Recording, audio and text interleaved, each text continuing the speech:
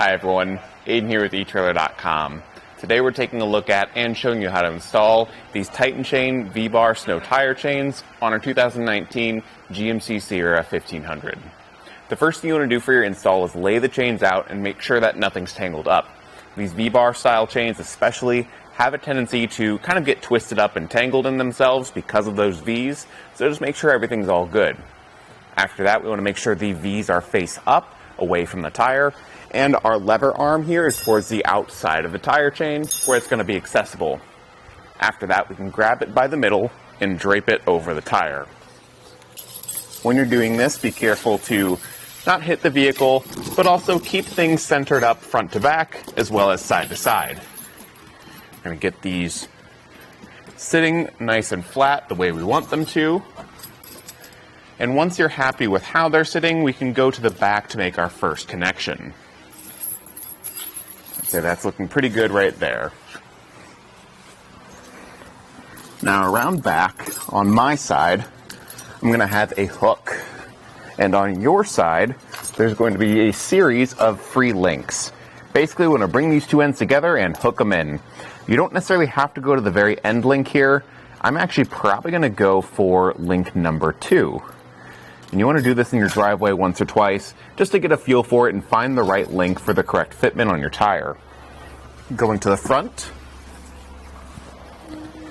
you want to take your lever arm and feed that through one of the free links out here. I'm going to go for the outermost one probably, because it's looking like the tire chain is going to be a bit snug, which is good. And ideally, we want to fold this lever arm back and feel a little bit of tension on the tire chain. Honestly though, I think I need to loosen up that back connection by one link real quick, just to give us some more wiggle room out in the front.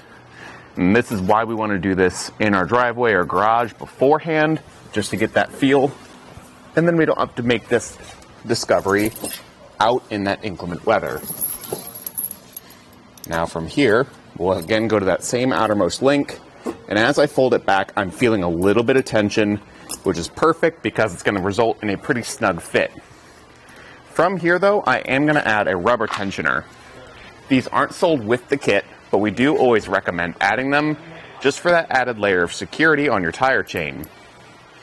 When you apply these, you want to go in a star-shaped pattern relatively evenly around the tire chain. You can find these tensioners in the related parts section on the page you're on right now. Just scroll down and you should be able to find them. And you can see in the chains they're pulling out a good deal of slack right here, resulting in a much better fit. Now at this point, you want to install it on the other side and then drive over them a few times. Come out, check on them, see if anything's settled in or loosened up. If it has and you need to make some adjustments, go ahead and do that. And then you're ready to hit the road. Now, like we mentioned, these are a V-bar style chain. You can see that really well with them actually on the tire now. These are going to be the most aggressive ones in terms of bite into that ice and deep snow. Especially ice, these will help break that up exceptionally well. Paired up with the ladder pattern style, it's going to be good for giving you traction in starts and stops. These are going to be probably some of the more aggressive chains we offer. If you don't need something this aggressive, maybe go for just a standard twist link. That's better for deep snow and not as much ice. But if you need that ice traction, this is going to be a great way to go. You can pick these up with cam tensioners on the side. That'll help with fine-tuning adjustments, and you maybe need the rubber tensioner a little less. We still recommend it just to have that added layer of security, but the cam tensioners are nice to be able to make those adjustments before the rubber tensioner. Other than that, they do come with a canvas storage bag. I'm not a huge fan of these myself, especially with the V-bar style chains. I tend to see these rip pretty quickly because those chains are aggressive. So I'd recommend getting a plastic tote just to keep them in. It's going to be more durable and water resistant. And then the chains themselves are a low carbon steel construction.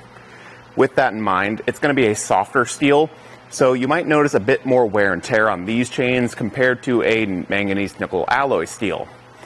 With that in mind, you might need to replace them after a few seasons, depending on where and how you're using them, as well as how often.